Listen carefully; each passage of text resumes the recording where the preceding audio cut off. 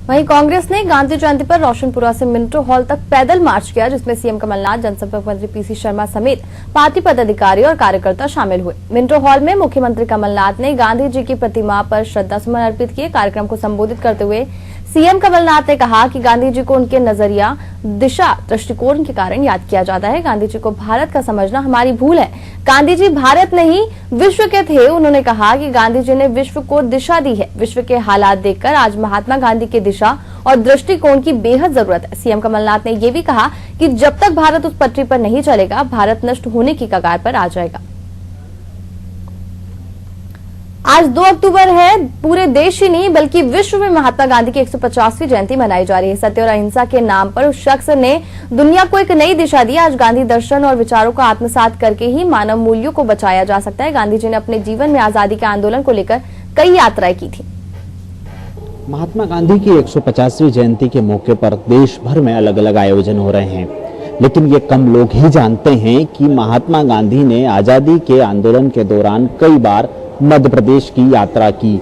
मध्य प्रदेश में गांधी, हम आपको बताते हैं कि महात्मा गांधी मध्य प्रदेश कब कब आए और किन आंदोलनों में उन्होंने शिरकत की।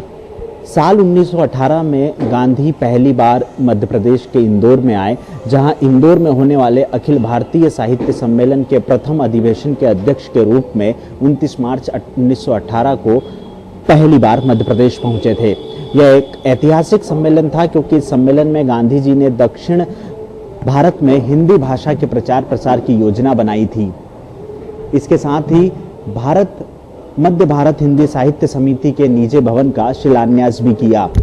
दूसरी बार महात्मा गांधी मध्य प्रदेश में रायपुर, धमतरी और कुरुद पहुंचे थे, जहां कंडेल नहर सत्याग्रह समाप्त होने के बाद 20-21 दिसंबर 1920 को गांधी जी छत्तीसगढ़ में थे, अविभाजित मध्य प्रदेश में थे। रायपुर के बाद गांधी जी की तीसरी यात्रा साल 1921 में छिंदवाड़ा में हुई थी, जहां अली बंधुओं के साथ गांधी जी 6 जनवरी 1921 को कार द्वारा दोपहर 3 बजे छिंदवाड़ा पहुंचे और वहां पर जो सभा में हिस्सा लिया। इसके बाद चौथी यात्रा महात्मा गांधी की सिवनी और जबलपुर में हुई थी, जहां पर साल 1921 में ही, जहां असहयोग आंदोलन का संदेश पूरे देश में फैलाने के लिए तिलक स्वराज्य कोष के लिए गांधी जी माता कस्तूरबा के साथ सिवनी पहुंचे थे और उसके बाद जबलपुर गए, जहां गोल बाजार में उनकी विशाल सभा हुई। इसके बाद साल 1921 में ही गांधी जी की 5वीं यात्रा खंडवा और भुसावल में हुई। खंडवा खास तौर पर साहित्य के दृष्टि से भी जाना जाता है। मौलाना मोहम्मद अली के साथ गांधी जी अंबाला से खंडवा आए थे। खंडवा में जहां गांधी जी का भाषण हुआ वो आज घंटा घर के नाम से कहलाता है। दरअसल गांधी मध्य प्रदेश में कई अलग अलग स्थानों पर गए और स्थानों पर जाकर उन्होंने आंदोलन की शुरुआत की, आजादी का बिगुल फूंकने की कोशिश की। इसके साथ ही गांधी जी की बात करें तो गांधी जी की 6वीं यात्रा भोपाल में हुई थी। साल 1929 में नवाब हमीदुल्ला खां के आमंत्रण पर 11 दिसंबर 1929 को 3 दिन के लिए गांधी जी भोपाल आए थे और राहत मंजिल में नवाब के अतिथि रहे। उनके साथ जमनालाल बजाज, डॉक्टर जाकिर हुसैन, मीरा बहन, CF एंड्रूज और महादेव भाई देसाई भी थे। बेनजीर मैदान में सार्वजनिक सभा हुई। मारवाड़ी रोड स्थित गांधी भंडार का गांधी जी ने निरीक्षण किया। मौर समाज के लोगों ने गांधी जी को अभिनंदन पत्र और थैली भेंट की। राहत मंजिल के सामने ये सभा हुई थी। इसके साथ ही इसके बाद साल 1933 में गांधी जी का ऐतिहासिक मध्य प्रदेश दौरा हुआ। ये गांधी जी की 7वीं यात्रा थी मध्य प्रदेश के लिए।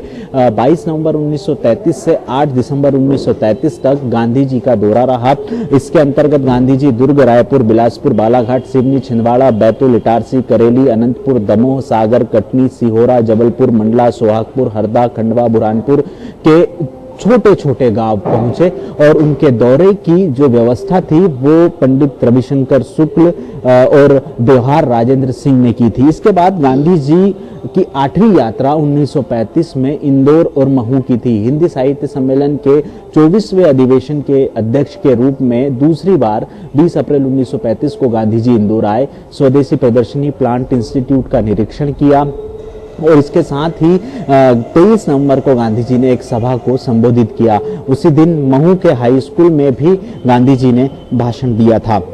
गांधी जयंती पर वैसे तो पूरे प्रदेश में, पूरे देश भर में आयोजन हो रहे हैं। स्वच्छता के साथ साथ प्लास्टिक मुक्त भारत बनाने का संकल्प भी लिया जा रहा है, लेकिन जरूरी है कि आज के दौर में भौतिकवादी युग के अंतर्गत युवाओं को संकल्प लेना चाहिए कि गांधी के विचारों को आगे बढ़ाकर अपना जीवन यापन करेंगे, समाज को सही दिशा में ले जाने की कोशिश करेंगे, तभी हमारे देश का विकास हो सकेगा।